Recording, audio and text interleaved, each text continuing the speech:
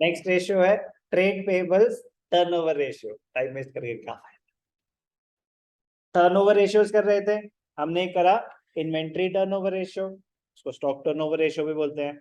एक करा trade receivables turnover ratio. Trade receivables को किनसे कंपेयर किया जाता है? सिर्फ और सिर्फ credit RFO, net credit sales. Inventory को किससे कंपेयर किया जाता है? Cost of RFO. ऐसे ही ट्रेड पेएबल्स, ट्रेड पेएबल्स क्या होते हैं? Sum of bills payable and creditors. उनको किससे? क्रेडिटर्स कौन होते हैं? People to whom we owe money, people to whom we owe money because of credit purchases. हमने किसी से क्रेडिट पे सामान खरीदा, हमने किसी के पैसे देने हैं, तो वो क्रेडिटर्स हैं। और हमने बिल एक्सेप्ट कर लिया, तो वो भी रीजन सेम ही था, बट हमारी करंट लायबिलिटीज ही है। तो उनको किससे कंपेयर करना चाहिए? तो पहली बात, सेल से तो कोई लेना देना ही नहीं है क्रेडिटर्स का, स्टॉक से भी कोई लेना देना नहीं है।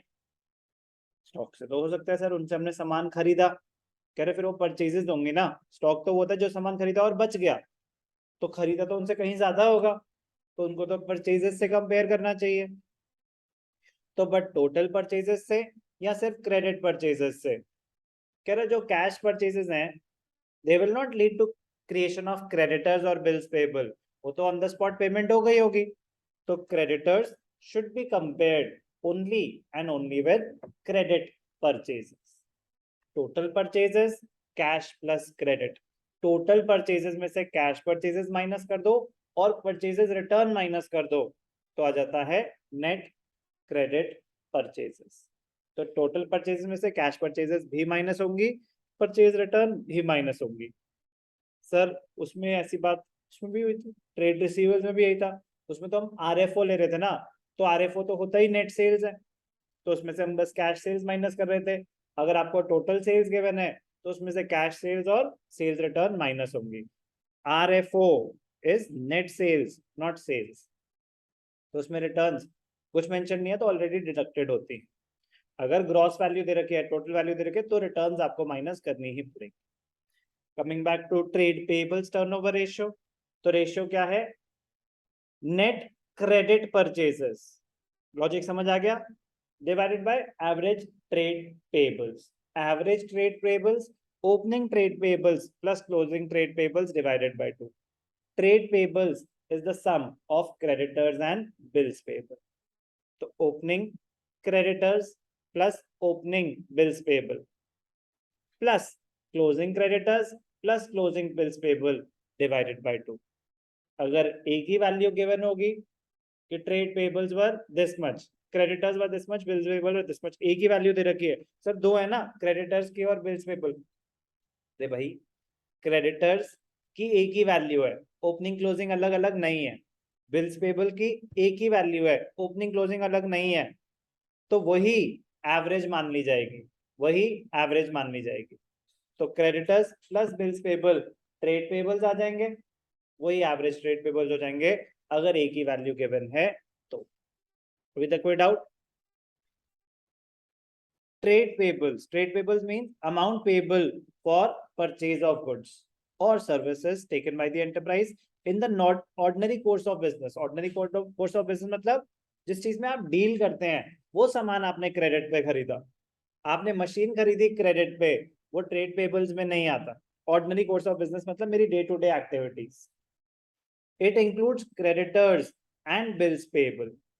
Trade payables turnover ratio shows the relationship between net credit purchases and total payables or average payables, whereas average payment period or creditors velocity shows the credit period। तो वो तो दो सेगमेंट्स होते हैं ना, जैसे ट्रेड रिसीवेबल्स टर्नओवर रेशियो और date collection period. तो क्रेडिटर्स वेलोसिटी वो होगा डेट पेमेंट पीरियड, उस पे हम आएंगे। अभी हम किस पे बात कर रहे हैं? Trade payables turnover ratio. तो trade payables turnover ratio net credit purchases upon average trade payables, ये भी टाइम्स में ही कैलकुलेट होता है like all other turnover ratios. Average trade payables का फॉर्मूला बता दिया। एवरेज अब ये है जो दूसरा, ठीक है ना, एक तो हो गया ट्रेड रिसीवेबल्स टर्नओवर रेशियो, फिर होता है डेट कलेक्शन पीरियड। ऐसे ही एक होता है ट्रेड पेबल्स टर्नओवर रेशियो, एक होता है debt payment period, debt payment period, average payment period, इसको बोलते हैं क्रेडिटर्स वेलोसिटी। क्रेडिटर्स वेलोसिटी, आज अगर मैंने क्रेडिट पे सामान खरीदा तो नॉर्मली कितने दिन के अंदर अंदर पेमेंट कर देता हूँ। डेट कलेक्शन पीरियड था कि आज अगर मैंने क्रेडिट पे सामान बेचा तो नॉर्मली कितने दिन के अंदर अंदर पेमेंट आ जाती है। क्लियर? तो क्रेडिटर्स वेलोसिटी, आज अगर मैंने क्रेडिट पे सामान खरीदा तो कितने दिन के अंदर अंदर आप नॉर्मली पेमेंट कर देते। डेज में निकाल रहे हैं तो 365 upon trade payables turnover ratio, weeks में निकाल रहे हैं तो 52 upon trade payables turnover ratio, months में निकाल रहे हैं तो 12 upon trade payables turnover ratio. कुछ भी स्पेसिफाइड नहीं है तो डेज में निकालना चाहिए debt payment period, average payment period और क्रेडिटर्स वेलोसिटी, एक ही बात है सर। कोई डाउट? तो ऑब्जेक्टिव और significance of trade payables turnover ratio is to determine the efficiency with which trade payables are managed and paid. कितनी फास्ट हम अपने क्रेडिटर्स की पेमेंट कर देते हैं।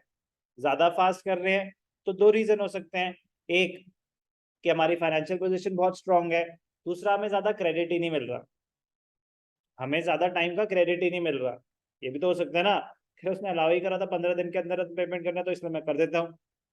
तो ज्यादा होता बड़ा पीरियड तो मतलब you are enjoying a big credit period, one thing, और you are taking a lot of time to repay the creditors. दोनों रीजन हो सकते हैं ना, हमें क्या पता कि असली कहानी क्या है, बट आपको समझ आना चाहिए कि लो टर्नओवर रेशियो मींस कि टाइम गैप बहुत ज्यादा है कि आपने क्रेडिट पे सामान खरीदा और उसकी पेमेंट करने में रोटेशन बहुत कम हो रही है क्रेडिटर्स की। तो दो रीजन हो सकते हैं, एक आपके पास पैसे कम है, दूसरा आपकी क्रेडिट वर्दीनेस इतनी स्ट्रांग है कि आपको ज्यादा पीरियड दिया गया। ओके, तो वो कहते हैं कि डेटर्स और क्रेडिटर्स का आपके इंडस्ट्री में जो चल रहा है, किसी भी टर्नओवर रेशियो को देखना है कि वो कम है या ज्यादा है, तो कंपेयर किया जाता है इंडस्ट्री एवरेज से। करे इस इंडस्ट्री में नॉर्मली क्रेडिटर्स टर्नओवर रेशियो 12 होता है, नॉर्मली क्रेडिटर्स टर्नओवर रेशियो 12 होता है। इसका मतलब समझते हो, क्रेडिटर्स टर्नओवर रेशियो 12 है, इसका मतलब 12 टाइम्स रोटेशन होती है। तो अगर क्रेडिटर्स टर्नओवर रेशियो 12 है और मैं निकालना चाहता हूं डेट पेमेंट पीरियड, तो डेट पेमेंट पीरियड क्या हो जाएगा? अगर मंथ्स में निकालो सिंप्लीफिकेशन के लिए, अभी डेज में भी निकाल सकता हूं बट मंथ्स में निकाल रहा हूं तो आपको लॉजिक समझ आएगा। Months divided by trade payables turnover ratio, तो 12/12 1 आया, 1 मंथ है डेट पेमेंट पीरियड, मतलब नॉर्मली एक महीने के अंदर अंदर पेमेंट हो जाती है। तो नॉर्मली इस इंडस्ट्री में 1 मंथ क्रेडिट दिया जाता है। तो ये होता है। तो अगर आपकी इंडस्ट्री एवरेज थी 1 और आपका टर्नओवर रेशियो है 2, तो आप टाइम ज्यादा ले रहे हो पेमेंट करने में। तो या तो आप अवेल मतलब आपको दिए गए है, या आप स्लो पेयर हो, तो आपके साथ ज्यादा लोग ट्रेड करना नहीं चाहेंगे if you are taking more time than the industry average. Faster हो तो आपको दो रीजन हो सकते हैं उसमें, मतलब एक कि आप अच्छा कैश पोजीशन है तो स्ट्रॉन्ग फाइनेंशियल पोजीशन है, दूसरा आप अपना क्रेडिट पीरियड ठीक से अवेल नहीं कर रहे हो। आपको क्रेडिट पीरियड है 1 मंथ का नॉर्मल इंडस्ट्री एवरेज के हिसाब से, आप 20 दिन के अंदर अंदर ही पेमेंट कर देते हो, तो वो कैश आप अपने पास यूज कर सकते हो 10 दिन, और आप जल्दी पेमेंट क्यों कर रहे हो। तो यही तो एनालिसिस होता है, डीप एनालिसिस, क्योंकि पैसा कॉस्ट है, मतलब मनी कैरीज अ कॉस्ट।